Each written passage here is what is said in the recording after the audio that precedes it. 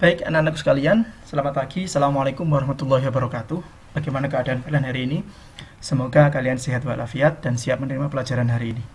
Anak-anakku sekalian, sebelumnya saya mohon maaf, pembelajaran ini langsung di e-learning, tidak melalui WA karena ada suatu hal. Anak-anakku sekalian, pada materi hari ini, kita akan bahas terkait dengan sejarah atau Arab sebelum adanya Islam. Bahasa gampangnya adalah Arab pra-Islam atau kalau di buku sama apa ya namanya ya, peradaban bangsa Arab sebelum Islam. Silakan dibuka buku modul yang kemarin sudah download sambil mendengarkan video ini, atau silakan sama catat langsung, nggak masalah, yang penting sama Anda simpatikan. Untuk bab 1 adalah perkembangan Islam pada masa Rasulullah periode Mekah. Ini yang dibahas pertama tetap adalah bagaimana peradaban bangsa Arab sebelum Islam. Kenapa sih kita harus mempelajari materi ini? Yang pertama, sampean itu dapat menganalisis kebudayaan masyarakat Mekah sebelum Islam. Jadi kondisi masyarakat sebelum Islam itu gimana dan setelah Islam itu gimana. Kemudian yang kedua, sampean bisa menganalisis substansi dari strategi dakwah Rasulullah dalam periode Mekah. Kemudian yang ketiga adalah mengidentifikasi peristiwa hijrah Rasulullah. Yang terakhir adalah menganalisis peristiwa dari Isra dan Mi'raj Rasulullah. Anak-anak sekalian, kita lanjut. Peta konsep pembelajaran hari ini adalah periode dakwah periode Mekah Rasulullah. Itu yang pertama adalah yang akan kita bahas. Ya Allah,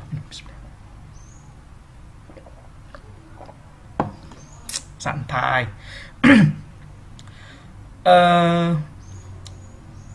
Dalam bab ini yang akan kita bahas adalah yang pertama adalah kebudayaan masyarakat Makkah sebelum Islam.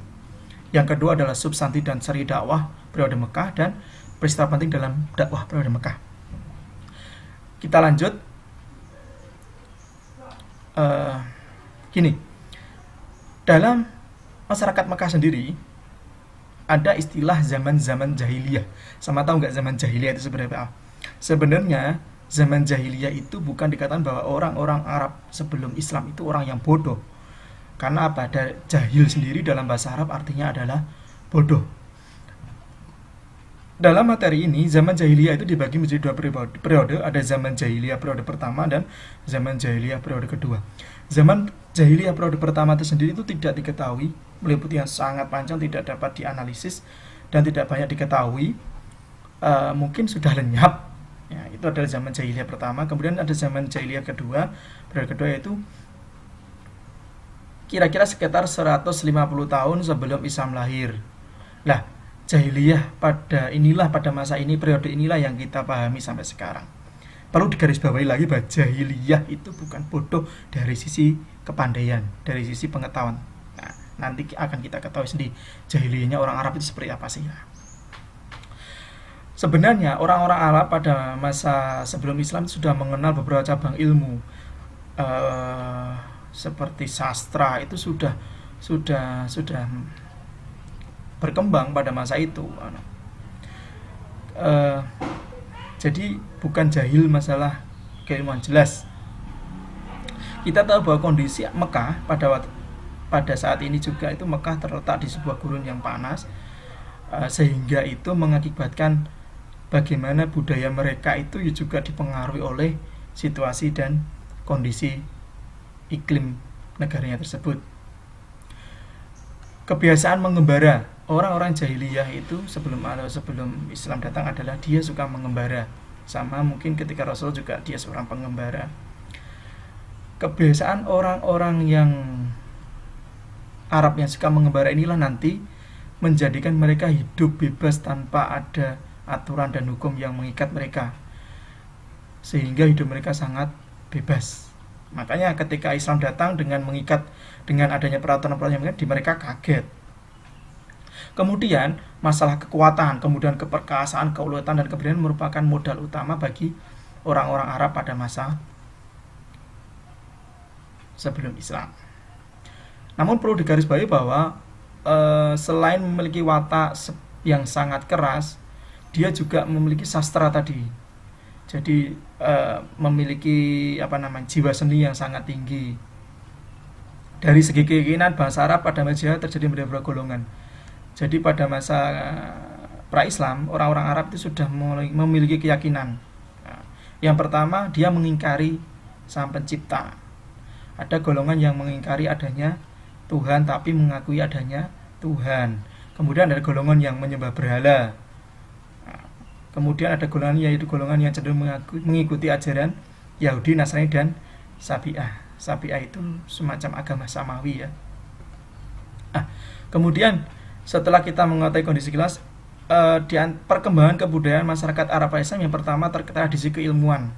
Dulu itu di Ka'bah ada namanya apa ya Pak, saya lupa ya.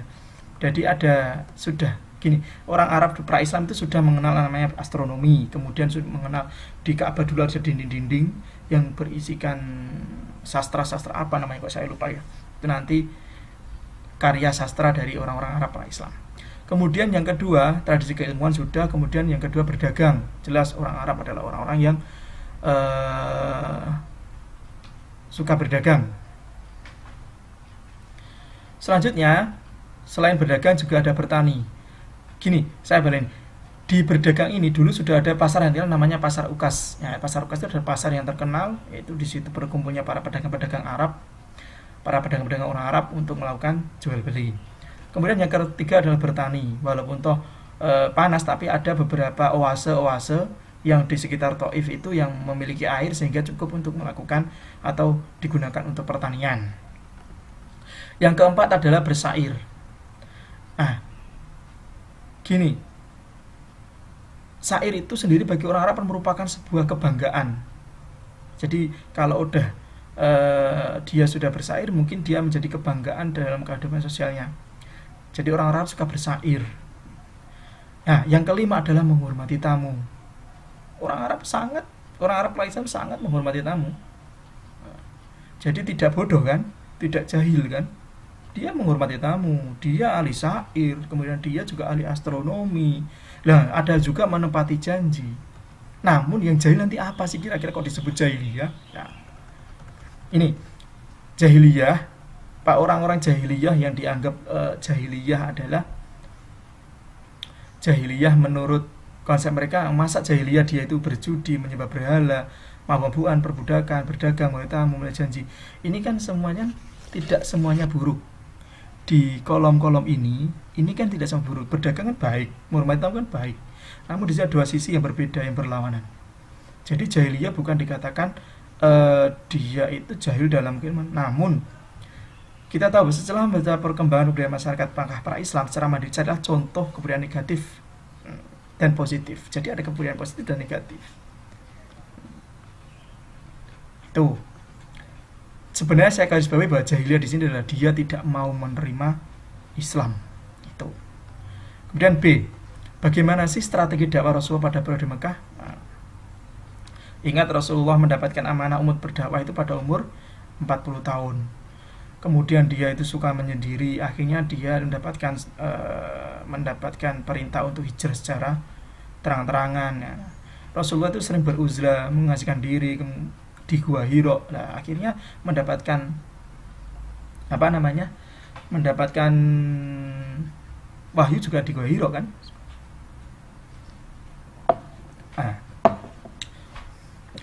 Anak-anakku sekalian, kita lanjutkan.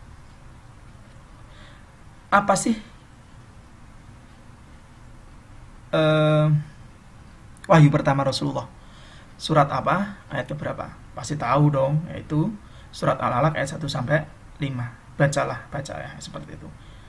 Setelah terjadi setelah Rasulullah mendapatkan sebenarnya kan Iqra ini adalah mungkin yang kedua kelihatannya. Rasulullah kan mendapatkan ya ayyuhal mudaththir kum fa'andzir itu juga dulu kan. Surat Al-Mudaththir dulu, kemudian dia redek sampai kemudian ke Khadijah.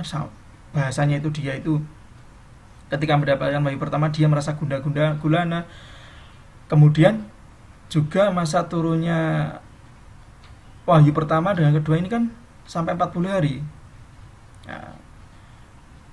Ya gini, berarti ketika Rasulullah mendapatkan wahyu pertama surat Al-Alaq ayat 1 sampai 5 itu, Rasulullah mendapatkan wahyu kedua yang dari surat Al-Mudaththir. Karena Rasulullah setelah mendapatkan wahyu pertama dia merasa menggigil, takut, gundah gulana gitu. Akhirnya setelah turun surat Al-Mudaththir, kemudian Rasulullah bangkit mengerjakan perintah Allah Subhanahu, yaitu menyeru kaum yang berhati keras dia mulai melakukan dakwah kepada orang-orang Arab tadi. Nah, yang pertama dakwahnya secara sembunyi-sembunyi. Rasulullah dakwah secara sembunyi-sembunyi.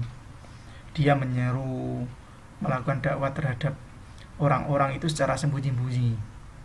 Hal ini dilakukan selama 3-4 tahun.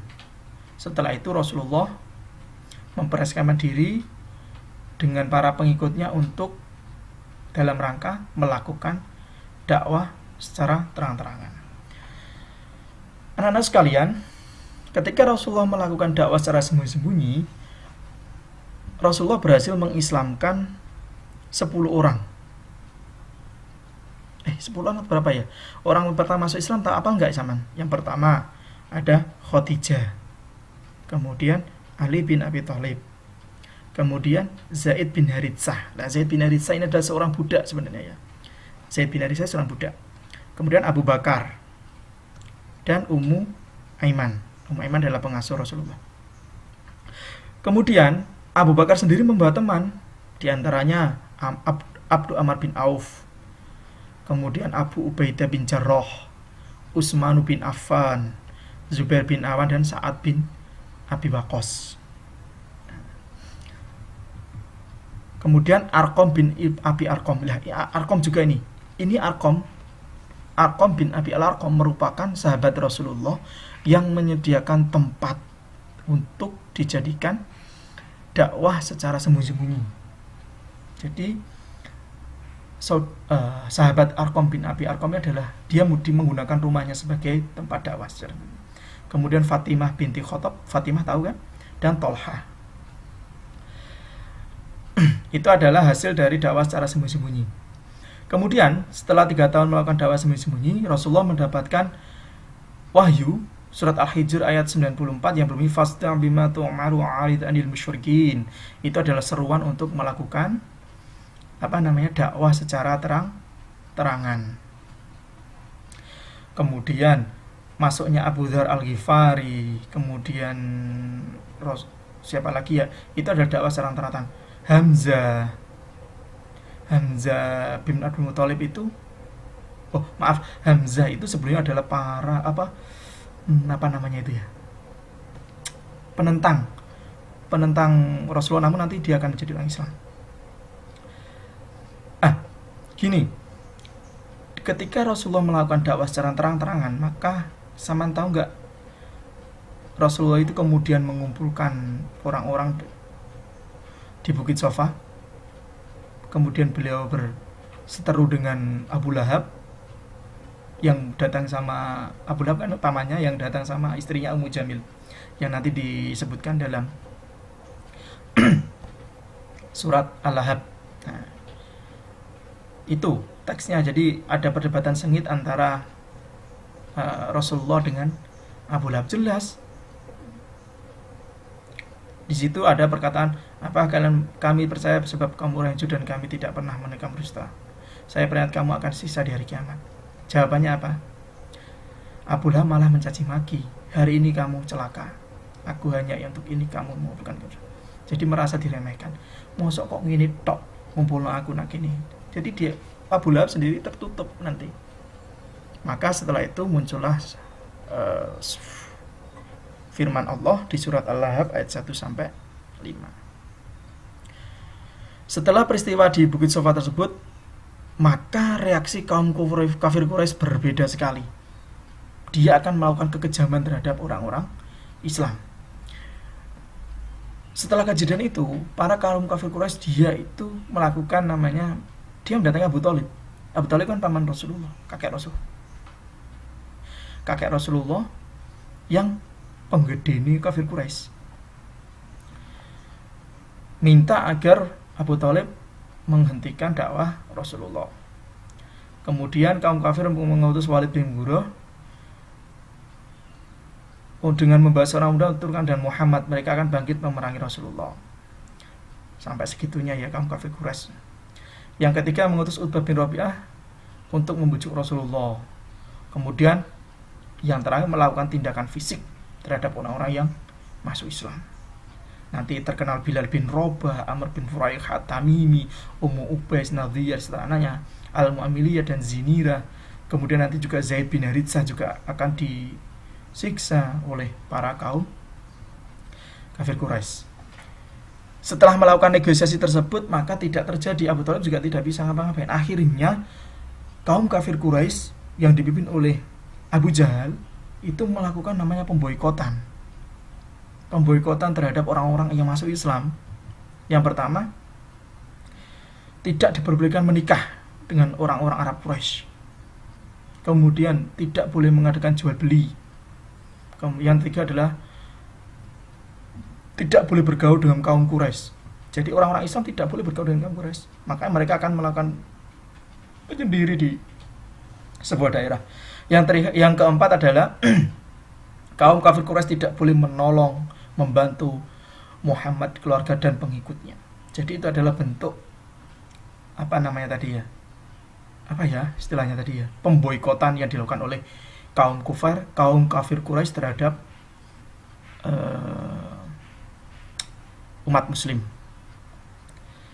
Coba ini, strategi Rasul di Makkah dilakukan dengan cara dua, sembunyi dan terang-terangan. Secara berkata, buatlah form jadwal beserta target pencapaian kegiatan keagamaan kalian di masyarakat.